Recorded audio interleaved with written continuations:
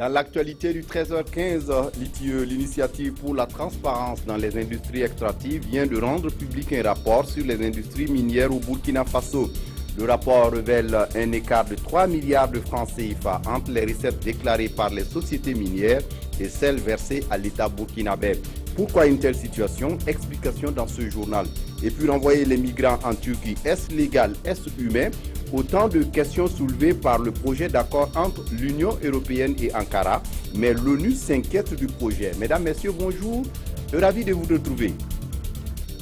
Dans la préservation des ressources naturelles au Burkina Faso, l'ITIE, l'initiative pour la transparence dans les industries extractives, vient de rendre public un rapport sur les industries minières au Burkina Faso. Dans le rapport, l'ITIE révèle un écart de 3 milliards de francs CFA dans les recettes déclarées par les sociétés minières et celles versées à l'État burkinabé.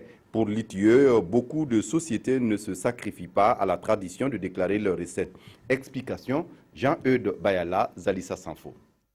L'initiative pour la transparence dans les industries extractives ITIE dévoile le contenu de son 5e rapport exercice 2013 aux hommes de médias. Environ 197 milliards de francs CFA. Voici ce que le gouvernement burkinabé déclare avoir reçu des 29 sociétés minières au cours de l'exercice 2013. Quant au même moment, les industries extractives font état d'un paiement de 193 milliards de francs CFA. Une différence de 3 milliards qui pourrait trouver origine dans le manque souvent de pièces justificatives et d'explications de certaines régies de recettes financières. Dans ce rapport, on peut aussi constater que seul Semafo Burkina Faso s'est acquitté des paiements sociaux obligatoires en 2013. L'ITIE n'a pas de réponse au pourquoi des réticences de certaines sociétés. Elle dit avoir le mérite de lever le voile. L'objectif de ce rapport ITIE est de permettre à l'État de mieux maîtriser la gestion des flux financiers entre lui et les sociétés minières d'une part, et d'autre part permettre aux citoyens d'être informés sur l'ensemble de la chaîne de valeur de l'industrie extractive dans notre pays. Près de 9000 personnes sont employées dans ces industries extractives. Un chiffre auquel il faudrait adjoindre celui de Nantou Mining et de Kalsaka Mining, eux qui n'ont pas voulu dévoiler le nombre de leur personnel. Face au changement climatique, les associations et ONG au Burkina Faso ne manquent pas d'initiatives pour proposer des solutions d'adaptation. À Barsalgo, dans le centre-nord du Burkina, une association développe un projet dans le but de préserver les ressources naturelles et améliorer les capacités de résilience des populations. Un projet qui vient à point nommé si l'on sait qu'à Barsalgo, la ville de Barsalgo possède une demi-douzaine de forêts, source de tension aujourd'hui entre les populations. Mathias Drabo, Abdul Rasmanezongo. Des stylos qui s'avancent et touchent des documents bipartites, joyeuse poignée de main, et voilà officialisée la Convention locale à action globale pour les 75 villages de la commune de Barsalgo dans le San Matenga. Objectif, rationaliser l'exploitation des ressources naturelles renouvelables, des ressources sources certes de revenus subsistentiels, mais aussi et surtout de conflits existentiels entre populations de plus en plus croissantes et non comptant l'impact climatique direct. Une initiative facilitée par des partenaires dont le projet Régis ER. La convention locale vise justement à faire de telle sorte que tous les acteurs prennent connaissance de l'existant. Quel est le niveau de fragilité de ces ressources? Et maintenant, en second lieu, quels sont les modes d'accès, les règles de gestion que nous mettons en place? C'est un nouveau départ pour cette commune pilote. Nous sommes sûrs et certains que les populations parleront le même langage, toute chose qui va œuvrer à la consolidation de la paix, la tranquillité, voire au développement socio-économique de la localité. L'agriculture de conservation, la biorestauration des terres, le crédit communautaire, entre autres, sont des techniques ou solutions à proposer aux populations d'une part, afin de minimiser ou de stopper les facteurs climatiques et anthropiques, et d'autre part, d'augmenter la capacité de résilience de ces populations en matière de gestion des ressources naturelles. Pour soutenir les femmes et les jeunes des partis politiques à mieux contribuer à des processus politiques plus inclusifs et réactifs, le NDI, le National Democratic Institute, lance un programme. L'objectif est d'aider les jeunes et les femmes à conquérir les postes de mandat électif comme conseiller municipal ou encore député. Yacouba Gamene, Ini Wakol Janine Kambire. Les élections municipales se tiendront le 22 mai prochain au Burkina. Occasion pour les communautés à la base de participer au choix des conseillers qui vont gérer leur localité. Le NDI, fidèle à son désir d'inclusion dans les processus électoraux, entend renforcer les capacités des femmes et des jeunes à travers un programme. Le contexte que nous venons de vivre et les perspectives qui s'annoncent également sont tout à fait claires à ce niveau. Les partis politiques sont conscients qu'il faut investir dans les femmes et chez les jeunes pour pouvoir avoir une vision plus globale du développement local, avoir une vision plus participative et plus inclusive. Ce programme financé à hauteur de 930 millions de francs CFA par la coopération suisse va durer 3 ans. Il concernera environ 1 millier de candidats et candidates des partis et regroupements d'indépendants engagés dans la conquête de postes de conseillers. Je vois que la jeunesse est là, qu'elle veut travailler, qu'elle veut s'engager. Et je suis persuadé que ce qui va se passer dans ce pays ces prochains mois va permettre de libérer ce potentiel. Et nous sommes vraiment très heureux d'accompagner ces processus. La vice-présidente de la CENI a salué l'initiative du NDI. Pour elle, ce programme pourrait aboutir à la consolidation de la démocratie, à l'amélioration de la gouvernance pour le bien-être des femmes, des jeunes et de l'ensemble des Burkinabés.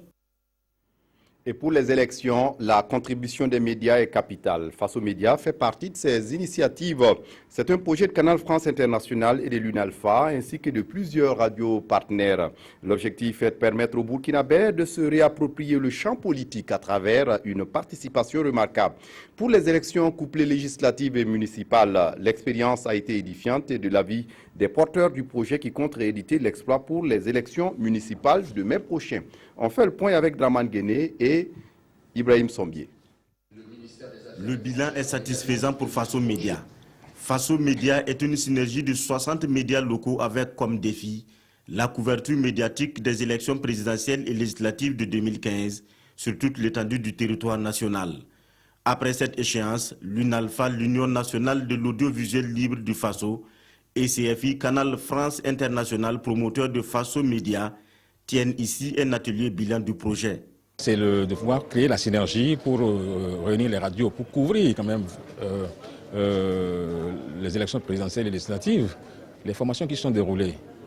Donc aussi bien en management éditorial qu'en management général, les différentes formations sur les débats politiques, les différentes formations en interactivité et autres ont permis quand même de préparer les uns et les autres donc à faire le travail. Durant 3 jours, ces professionnels des médias nationaux vont se faire une autocritique afin de préparer l'avenir. Un avenir qui présente un autre défi non moins important, celui de couvrir avec professionnalisme les élections municipales de mai prochain. La question des municipales est une question un peu différente et que la synergie telle qu'on l'a observée pour les présidentielles et les législatives peut peut-être ne pas se réaliser dans les mêmes conditions, mais il est important de réfléchir pour capitaliser ce qui a été fait durant ces 12 mois-là. Au cours de cet atelier sur l'avenir du projet Faso Média, une dizaine de communications sera faite autour du développement des médias. Sans plus tarder, l'exposé inaugural est ici animé par le professeur Cher Tofil Balima sur l'évaluation du travail médiatique. À l'étranger, le projet d'accord Union européenne-Turquie sur les migrants suscite des questions sur sa compatibilité avec les droits de l'homme. L'ONU a jugé illégales les expulsions collectives envisagées et plusieurs membres des 28 se sont inquiétés de possibles compromissions avec le régime islamo-conservateur d'Ankara. Renvoyer les migrants en Turquie, est-ce légal, est-ce humain? Autant de questions soulevées par le projet d'accord entre l'UE et Ankara. L'idée est de renvoyer vers la Turquie tous les migrants, y compris les Syriens. En échange, les Européens s'engageraient pour chaque Syrien renvoyé à transférer un réfugié syrien depuis la Turquie vers l'UE. Parmi mes inquiétudes, il y a les expulsions collectives et arbitraires qui sont illégales, explique ici le haut-commissaire aux droits de l'homme des Nations Unies. Les restrictions aux frontières qui ne permettent pas de déterminer le parcours de chaque individu violent le droit international et européen. Le projet est vivement critiqué par les ONG. Si l'Allemagne est pour, d'autres parmi les 28 émettent des doutes. Le commissaire européen aux migrations a tenté de rassurer. Nous devons nous assurer tout d'abord, en vertu des lois européennes et internationales, qu'il n'y a pas de risque de persécution dans le pays.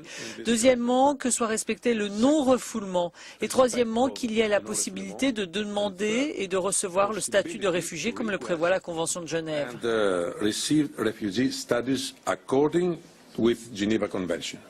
35 000 personnes sont coincées en Grèce depuis que la route des Balkans est fermée. Les 28 craignent que les migrants ne trouvent de nouvelles alternatives, comme par l'Albanie et l'Italie par exemple, ou bien le Maghreb et l'Espagne.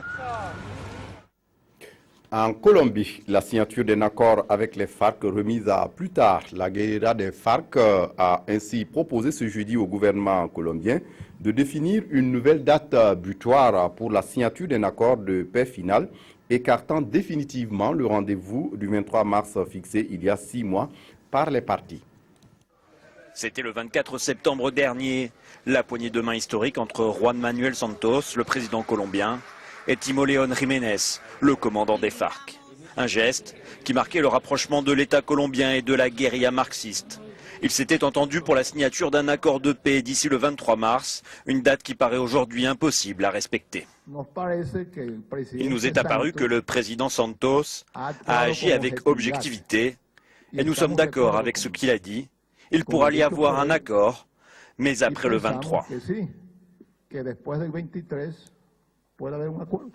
Ce qui semble coincé, c'est le désarmement de la rébellion, car plusieurs accords, notamment sur une réforme agraire, ont été conclus. Mais impossible de s'entendre sur des termes communs, un cessez-le-feu bilatéral. Aucune date ultérieure n'a pour l'instant été fixée, les FARC ayant tout de même affirmé vouloir trouver une solution d'ici la fin de l'année.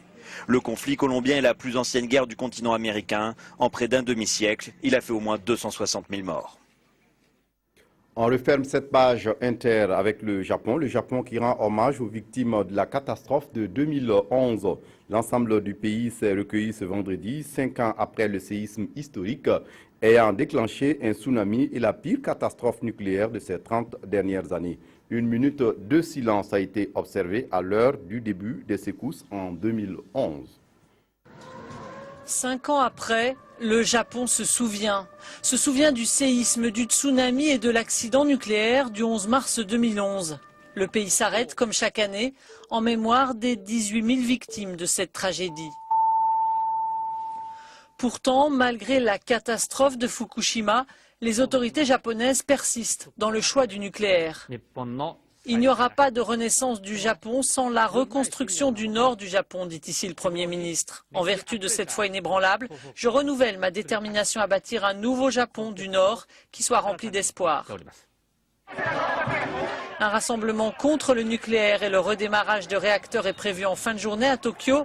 Une majorité de l'opinion publique traumatisée par le tsunami serait opposée à la relance des centrales. Aujourd'hui, seulement 2 réacteurs sont encore en service et il reste 43 réacteurs nucléaires potentiellement exploitables contre 54 avant l'accident de Fukushima. Tokyo s'est engagé à ce que l'énergie nucléaire fournisse 20 à 22% de l'électricité. La proportion était de 25 à 30% avant l'accident. Et pour terminer, les parutions de ce 11 mars titre sur les présomptions de blanchiment d'argent en 2011 au Burkina Faso. Une information rapportée par la cellule de traitement des informations financières. Puis l'actualité politique au Tchad a interpellé les quotidiens de ce jour. La revue de presse est signée Evelyne Daviré. Ils ont blanchi 96 milliards. Qui sont ces personnes? Interroge l'Express du Faso suite aux enquêtes de la cellule nationale de traitement des informations financières. Cette information qui a été révélée par le Conseil des ministres du 9 mars 2016 suscite interrogations et commentaires, poursuit le pays. Pour notre temps, ces soupçons de blanchiment d'argent au Burkina en 2015, c'est-à-dire en pleine période de la transition, viennent ruiner l'image idyllique que bien des Burkinabés se sont faits sur cette période. Et ce journal poursuit, en effet, plus les révélations peu flatteuses sont dévoilées sur la gestion du gouvernement Kapando Zida, plus le peuple des insurgés ne reconnaît plus ses héros. Mais en attendant de situer toutes les responsabilités, écrit le pays, Les faits mis en cause sont les mouvements massifs sur des comptes dormants faits dans un laps de temps, des dépôts d'argent sur des comptes de mineurs, des versements ou transferts sur des comptes privés. Ce quotidien conclut qu'il faut croiser les doigts pour que la justice qui a été saisie se donne tous les moyens de dire le droit et rien que le droit. Actualité hors du Burkina, le soir rapporte qu'une dizaine d'associations de la société civile tchadienne a appelé la population à se servir d'un sifflet citoyen pour demander la fin de la mauvaise gouvernance et l'alternance. Cette action citoyenne consiste à siffler pendant 15 minutes à partir de 5h30 du matin et 15 minutes le soir à partir de 21h30. Voici donc une opération très sonore pour l'ex-Réseau, un concert atypique où seuls les sifflets sont les instruments acceptés, rapporte aujourd'hui au Faso, qui interroge alors, est-ce le coup de sifflet final ou un carton jaune? C'est tout pour ce journal. Merci de votre attention. Très bonne suite de programmes sur la RTV. Au revoir.